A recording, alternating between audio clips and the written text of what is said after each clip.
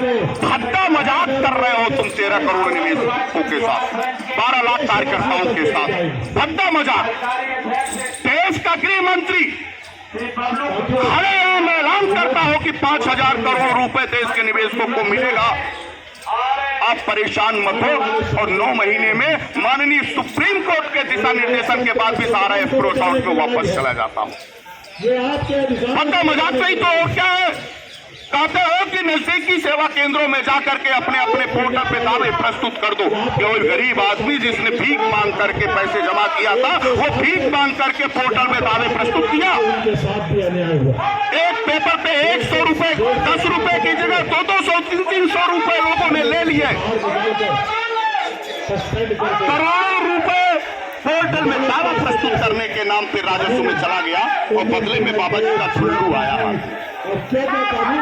शून्य है, शून्य 90.9 का भुगतान में डिफिशिएंसी बताते हुए तुमने 99% लोगों के दावे को निरस्त कर दिया।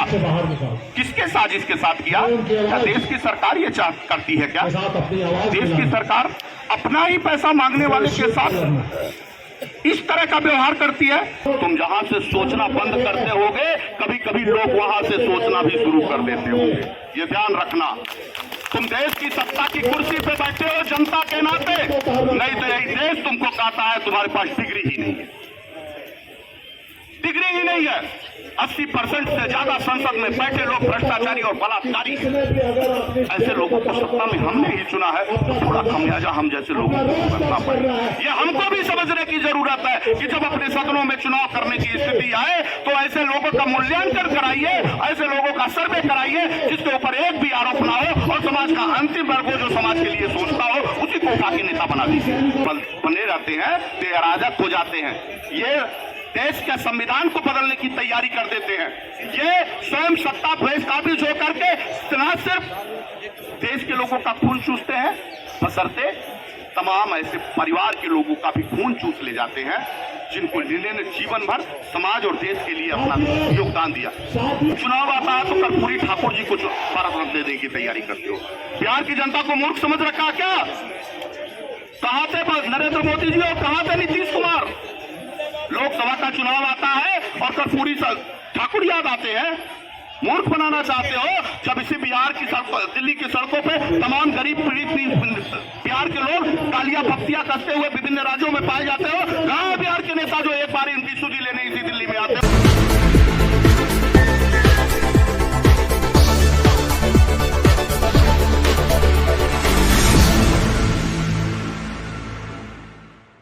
और मुझे अपने पैसे से मतलब होता, और आप जैसे ही थे कहते थे कि एक सहारा में सिर्फ एक नेता होगा। माना भी लोगों ने तुमको नेता, भगवान तक माना तुमको, लेकिन क्या भगवान अपने बच्चों की जान लेता है क्या? अन्याय करता है क्या? जब कोई परेशान होता है हमारा बादशाह, तो ईश्वर की शरण में चला जाता है और ईश्वर उसकी झोली भर देता है। लोगों ने भगवान मान लिया था तुमको और कहा था कि हाँ एक नेता होगा हमारा, वो सुब्रत है। तुमने अपने ही लोगों के गले पे छुरी चला दी। मजबूरी में ये संगठन में एक नेता नहीं, इस संगठन में ना कोई राष्ट्रीय अध्यक्ष है ना कोई सदस्य है, सारे लोग ऑल इंडिया जन आंदोलन संघर्ष न्याय मोर्चा के राष्ट्रीय अध्यक्ष। बहुत बढ़िया, सारे लोग हैं। और तुम नेता की बात करते थे, तुमने ही कमी की है। इस नाते 13 करोड़ निवेशक और 12 लाख कार्यकर्ता राष्ट्रीय अध्यक्ष हो गया है, बन गया है संगठन। आज बोल रहा है तो दिल्ली में सरकारें हिल रही, आज बोल रहा है तो कोर्ट में तुम्हारे वकील भागते नजर आ रहे हैं। तुम हाई कोर्ट जाओगे तो भी वहीं पछाड़ेंगे। हमने एंट्री किया है, हम कहते थे ना कि जब हम लड़ेंगे तो अपने तरीके से लड़ेंगे।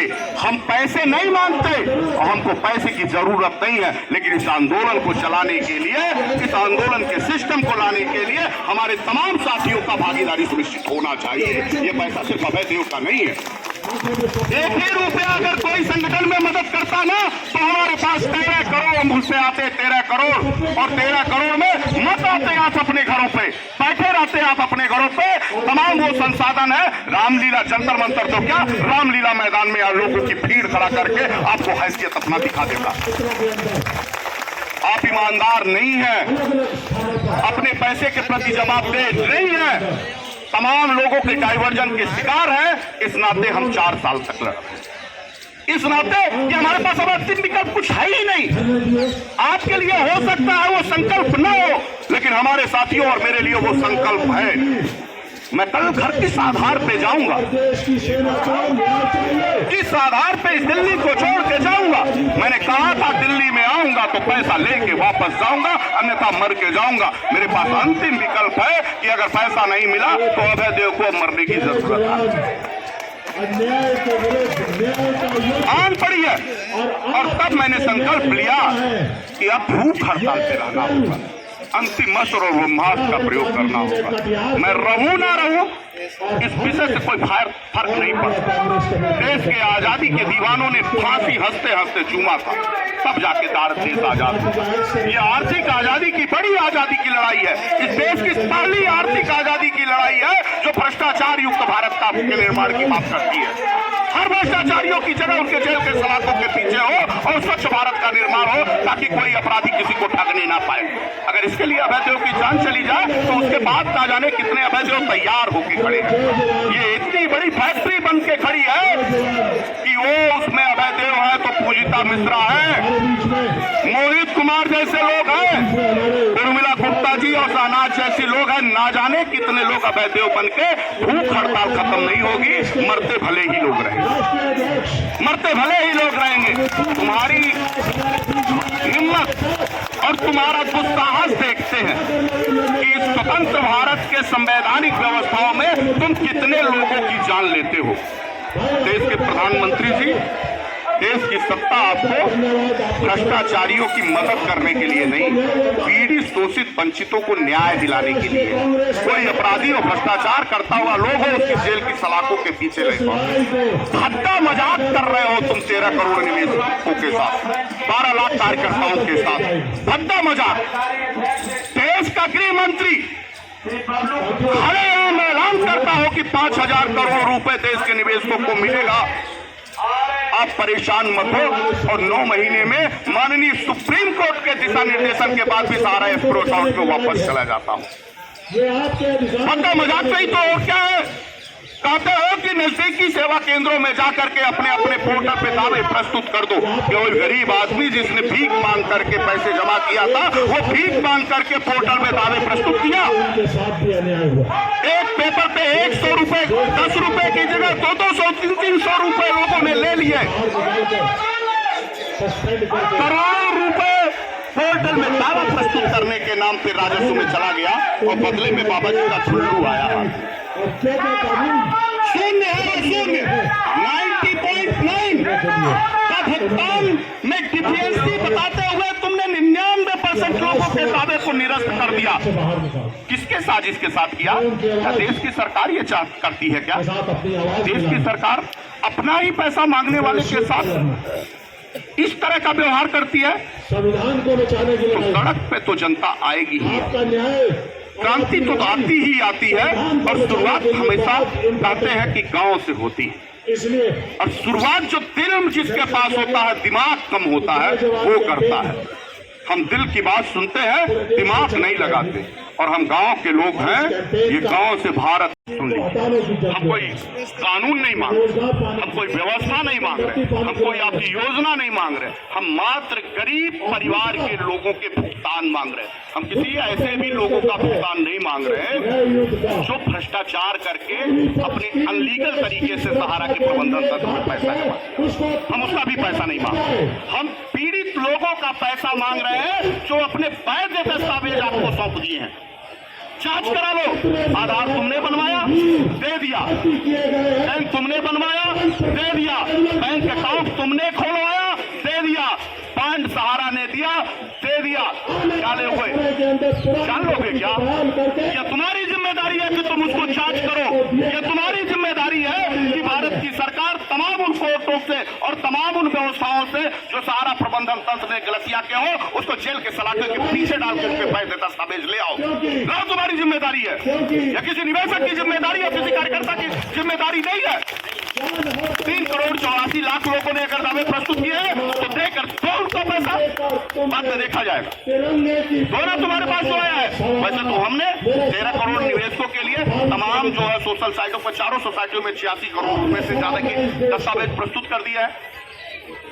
मैं चाहूंगा पढ़ाओ मत मुझे, और ना यहाँ कोई ऐसा बैठा है कि वो किसी बच्चे के परिवार खेलने आया है। सब अपने घर के अभिभावक हैं और पढ़े लिखे भी इंसान हैं।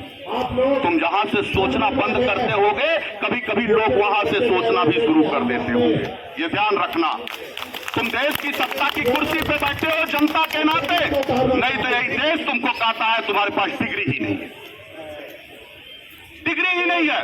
80% से ज्यादा संसद में बैठे लोग भ्रष्टाचारी और बलात्कारी हैं। इसमें भी अगर अपनी ऐसे लोगों को सत्ता में हमने ही चुना है, तो थोड़ा खमियाजा हम जैसे लोगों को भुगतना पड़े। ये हमको भी समझने की जरूरत है कि जब अपने सदनों में चुनाव करने की स्थिति आए तो ऐसे लोगों का मूल्यांकन कराइए, ऐसे लोगों का सर्वे कराइए जिसके ऊपर एक भी आरोप ना हो, और समाज का अंतिम वर्ग जो समाज के लिए सोचता हो उसी को उठा के नेता बना दीजिए। सैनिकों को 5 साल लगेगा उसको भ्रष्टाचार करते करते, बदल दीजिए उसके बाद 5 साल, क्योंकि 5 साल तक के बाद जब 15 साल और आ जाता है तो उसको उसी अधिकारी जो उसके सदन में बैठे उसके साथ बैठे रहते हैं उसको भ्रष्टाचार सिखा देते हैं। उसको भ्रष्टाचार सिखा देते हैं। हर 5वें साल इन लोगों को बदल देने की जरूरत होती है, क्योंकि ये बने रहते हैं तो ये अराजक हो जाते हैं। ये देश के संविधान को बदलने की तैयारी कर देते हैं। ये स्वयं सत्ता प्रेस काबिज होकर के न सिर्फ देश के लोगों का खून चूसते हैं, बशर्ते तमाम ऐसे परिवार के लोगों का भी खून चूस ले जाते हैं जिनको जिन्होंने जीवन भर समाज और देश के लिए अपना योगदान दिया। मिला देश भर के लोगों को भारत रत्न, अरे सुनो साहब, न जाने कितने लोगों को भारत रत्न मिला। क्या नेताजी सुभाष चंद्र बोस को भारत रत्न मिला? क्या सरदार भगत सिंह को भारत रत्न मिला? क्या चंद्रशेखर आजाद को भारत रत्न मिला? क्या जब चुनाव आता है तो कर्पूरी ठाकुर जी को भारत रत्न देने की तैयारी करते हो? बिहार की जनता को मूर्ख समझ रखा क्या? कहां थे नरेंद्र मोदी जी और कहां थे नीतीश कुमार? लोकसभा का चुनाव आता है और कर्पूरी ठाकुर याद आते हैं। मूर्ख बनाना चाहते हो। जब इसी बिहार की दिल्ली की सड़कों पे तमाम गरीब पीड़ित बिहार के लोग तालियां पत्तियां कसते हुए विभिन्न राज्यों में पाए जाते हो, कहां है बिहार के नेता जो एक बार इनकी सुधी लेने इसी दिल्ली में आते हो या तमाम राज्यों में चले जाते हो?